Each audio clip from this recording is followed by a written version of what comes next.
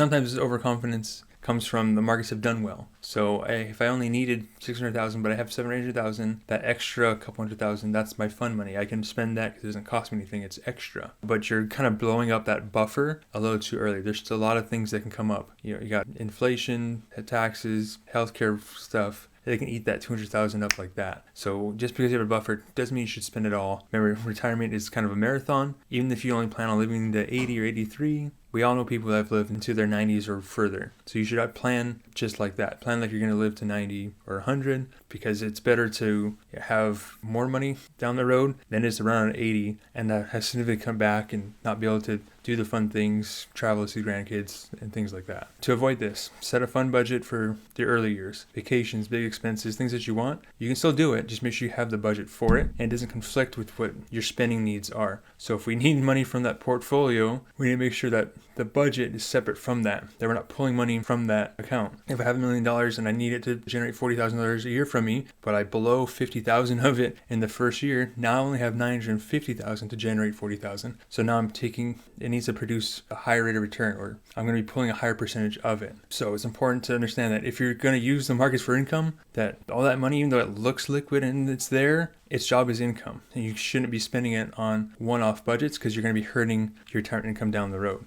If markets cooperate, maybe you'll make it back, but if they don't, it can be the start of your downward spiral.